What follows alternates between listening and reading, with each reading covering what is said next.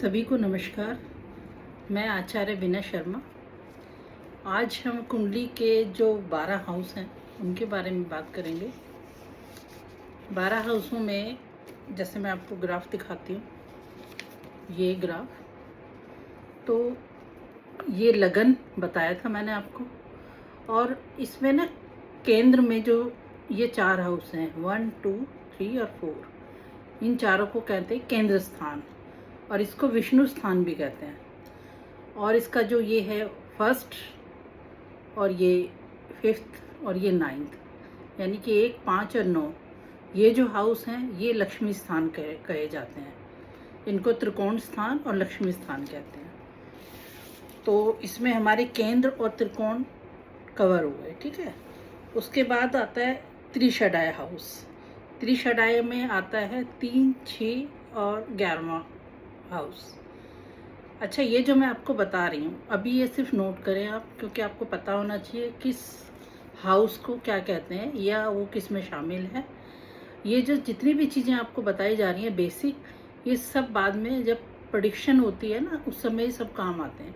हाउसों के कनेक्शन होते हैं आपस में, तब समझ में आती हैं कि हमने ये चीज़ पढ़ी थी तो समझ में आएगी। अगर ये आपसे छूट गई या मिस हो गई तो प्रेडिक्शन के समय फिर प्रॉब्लम आती है। तो इसलिए इन सबको बड़े ध्यान से और बार बार पढ़ें। एक बार में तो इतनी चीज़ें याद नहीं होती, लेकिन धीरे धीरे ये सब आपको हो जाएंगी। तो त्रिषडाय हाउस जो है वो 3रा, 6ठा और 11वां हाउस है, और इसको अच्छा नहीं माना जाता, लेकिन इनकम के हिसाब से अच्छा माना जाता है। समभाव माने जाते हैं 2nd हाउस, 8th हाउस और 12th हाउस, यानी कि 2, 8 और 12। सम हाउस का मतलब होता है कि ये ना रिजल्ट खराब देते हैं और ना ही अच्छा देते हैं, लेकिन जब ये खराब के साथ मिलते हैं तो खराब कर देते हैं, और जब अच्छे के साथ मिलते हैं तो ये अच्छा कर देते हैं, पर अपने आप में ये सम रहते हैं। और फिर त्रिक भाव होता है 6, 8 और 12। तो अभी आप सिर्फ यही नोट करें, क्योंकि अभी मैं कुछ भी बोलूँगी तो आप उसको कनेक्ट करने लगेंगे। और जब भी हम एस्ट्रोलॉजी सीखते हैं, सीखते हुए हमें कोई भी प्रेडिक्शन नहीं करनी है और ना उसको अपनी कुंडलियों में लगाना है, क्योंकि एक अधूरी नॉलेज होती है तो आप थोड़ा सा गलत चीज़ों में चले जाते हैं, मतलब गलत थॉट हो जाते हैं वो। तो अभी कुछ नहीं करना है, सिर्फ सीखना है। और 3, 6 और 10, 11 ये उपच्चय भाव होते हैं। उपच्चय भाव जो है काम के लिए बहुत अच्छे माने जाते हैं, पर अभी इसको आप नोट करें, ये उपच्चय भाव है। फिर एक पणफर भाव, उसमें आता है 2nd house, 5th house, 8th house और 11th हाउस। और फिर है अपोकिलम में आते हैं 12वां हाउस, 3रा, 6ठा और 9वां। आयु स्थान होते हैं 3रा और 8वां, और मारक स्थान होते हैं 2nd यानी 2रा और 7वां। तो ये 12 भाव के बारे में, मतलब उनको नाम दिए गए हैं हमारे शास्त्रों में उनको, और प्रेडिक्शन में इन सब का यूज़ होता है।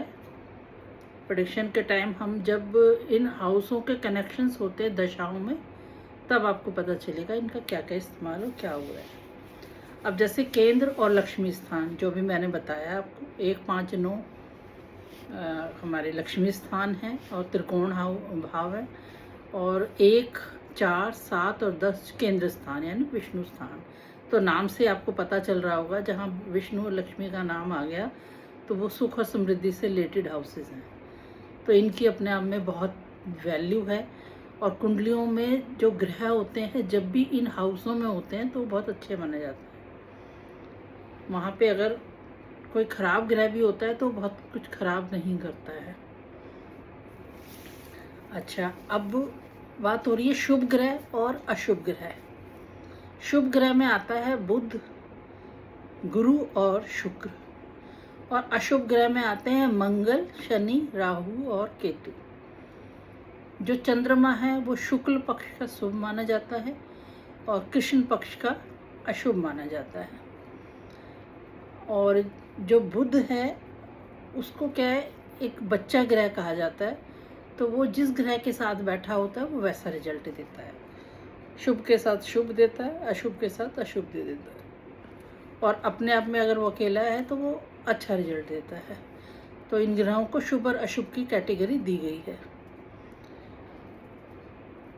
आज के लिए इतना ही। अगली वीडियो में कुछ और बात करेंगे।